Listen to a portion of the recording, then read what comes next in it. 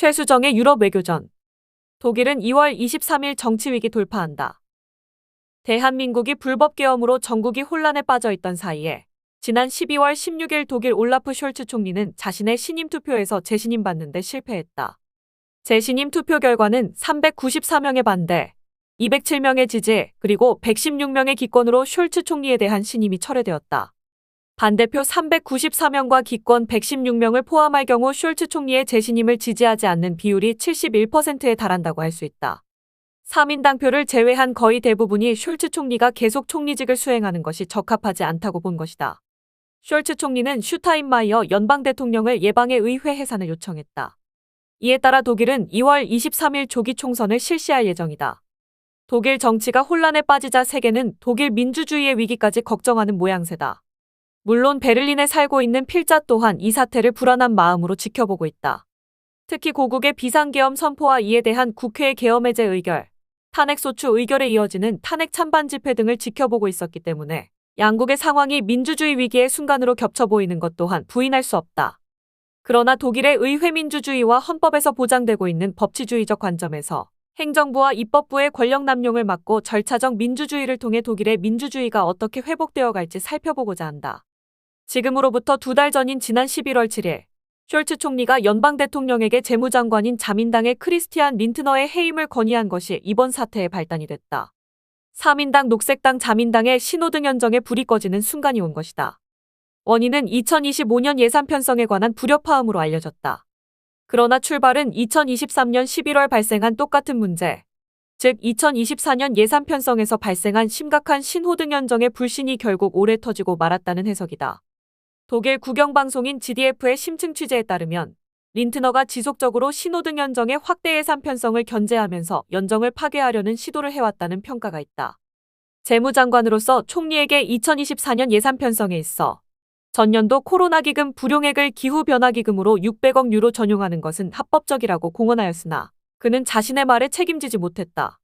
이 사건은 작년 기민당의 이의 제기로 헌법재판소까지 간 결과 위헌으로 판정나게 되었다.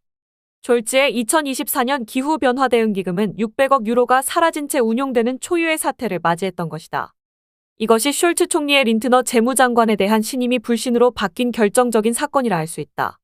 이후 2025년 러시아 우크라이나 전쟁기금으로 200억 유로의 초과 예산을 긴급 편성하여 의회 승인을 받고자 한 숄츠 총리의 제안에 대해 녹색당은 지지했으나 린트너 재무장관이 반대함으로써 결국 갈등이 표면화되어 버렸다.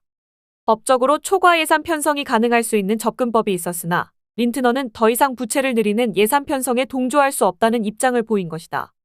숄츠 총리 입장에서 보자면 린트너 재무장관이 600억 유로짜리 기금 이전에 문제없다는 자신감을 내보인 이후 헌재에 출석하여 제대로 된 기금 이전의 필요성을 설명하지 못한 것에서부터 시작해 3분의 1 규모인 러시아 우크라이나 전쟁 대응기금에 대해서도 재정 마련의 역량을 보여주지 못한 것이다.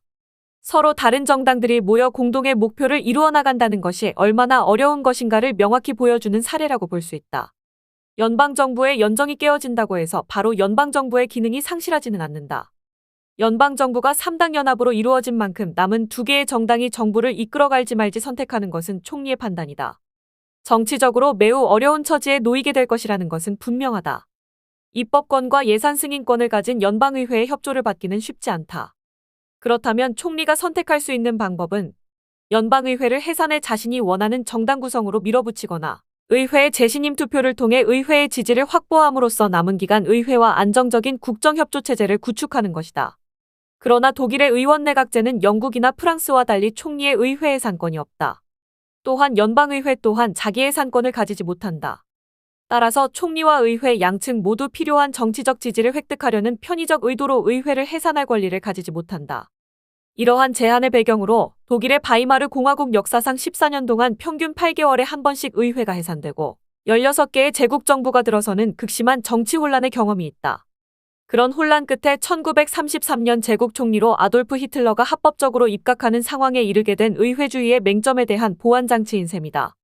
예외적으로 독일 기본법에서는 2가지의 경우에 한해서만 연방의회 해산이 가능하다고 적시하고 있는데 이 조건에 해당한다 할지라도 모두 연방 대통령에 의해서만 연방의회 해산이 가능하다. 따라서 연방 총리가 불신임을 받았고 의회 정치가 위험에 처해 있다 할지라도 총리가 고집을 피우면 그 상태 그대로 직을 계속 유지할 수는 있다. 다만 총리 입장에서 이러한 불안은 전국 안정에 도움되지 않으므로 의회 예산을 통해 국민의 새로운 선택에 의한 전국 구성이 필요하다고 판단할 경우 연방 대통령에게 의회 예산과 조기 총선을 요청할 수 있다. 숄츠 총리는 후자를 선택했다. 국가의 안정적인 운영을 위해서 자신의 자리를 내려놓고 새로운 정부가 들어설 수 있도록 자리를 양보하는 것을 선택한 것이다. 어려운 결정이었으나 매우 상식적이고 합리적인 지도자의 모습을 보인 것이다. 독일 연방공화국 역사상 총리에 대한 재신임 투표는 5번이나 제기된 바 있다. 이 중 3번은 총리가 재신임을 받지 못하였고 이로 인해 새로운 선거가 치러진 경우가 있다. 연방의회는 1972년 빌리 브란트, 1982년 2월 헬무트 슈미트, 1982년 12월 헬무트 콜, 2001년 및 2005년 게르하르트 슈레더에 대해 신임 투표를 실시하였으며 1982년 슈미트와 2001년 슈레더만 재신임을 받은 바 있다. 숄츠 총리는 2024년 12월 11일 독일 연방의회에 공식적으로 신임 투표를 위한 동의서를 제출했다. 그리고 이 신임 투표 발의와 투표 사이에는 최소 48시간의 시간을 두고 그동안 총리의 신임 투표 요청에 관한 연설과 토론이 진행되도록 했다.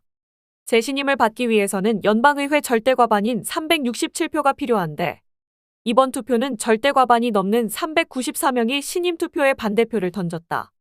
연방의회 해산과 같은 중요한 헌법적 조치에 있어 중요한 역할을 하는 것은 연방 대통령이다. 연방 대통령은 독일 기본법 제68조에 따른 연방정부와 연방의회 간의 긴장관계에 있어 민주적 절차에 따른 국가행위의 책임자이자 최고의 집행자로서의 기능을 수행하게 된다. 연방의회가 의도적으로 연방정부에 대한 신임 문제를 제기하여 정부 기능을 파괴하려 할 경우 총리의 불신임이 결정되었다고 할지라도 의회가 원하는 조기 총선의 길을 열어주지 않을 권한 또한 연방 대통령에게 있다. 또한 연방 총리가 불신임받았다는 이유로 연방 대통령에게 의회 예산과 조기 총선을 요청할 경우에도 연방 대통령이 응해야 할 의무가 있는 것도 아니라는 점에서 연방 대통령의 권한은 생각보다 막강하다. 무엇보다 연방 총리가 재신임을 받지 못했다고 해서 긴급한 필요가 있는 입법 사안에 대해 아무런 힘을 발휘할 수 없는 것은 아니다. 연방의회로부터 불신임받은 연방 총리가 그 직을 계속 수행하려면 의회의 협조를 구하기 매우 어려워지는 상황에 직면하게 된다.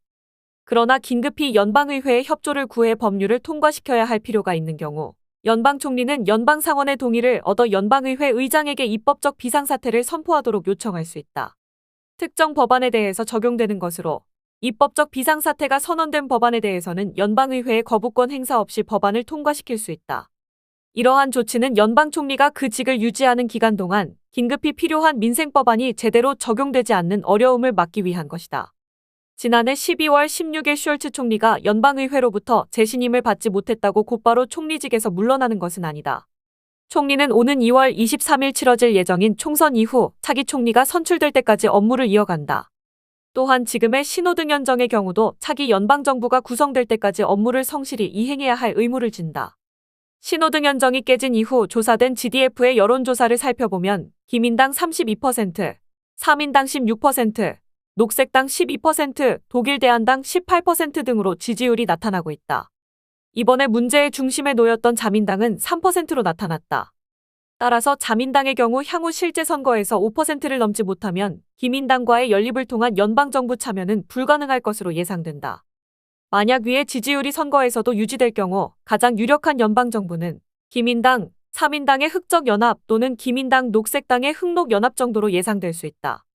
이 두 가지의 연정에 대한 선호도 조사에서는 흑정연합이 74%의 지지를 받아 가장 선호되는 연정 형태로 나타났다. 이것은 과거 메르켈 총리 시절에 16년간 이어졌던 연정의 형태로서 독일 국민들은 이때의 연정이 가장 안정적이었다고 보는 것이다. 다만 흑정연합의 경우 사민당 총리 후보인 숄츠 총리와 기민당 총리 후보인 프리드리히 메르츠가 총리 자리를 놓고 경쟁할 것인데 이 경우 메르츠가 숄츠 총리를 앞서는 것으로 나타났다. 실제 총리 호감도 조사에서는 숄츠와 메르츠보다 압도적으로 높게 나온 인물은 지금의 보리스 피스토리우스 국방장관이었다.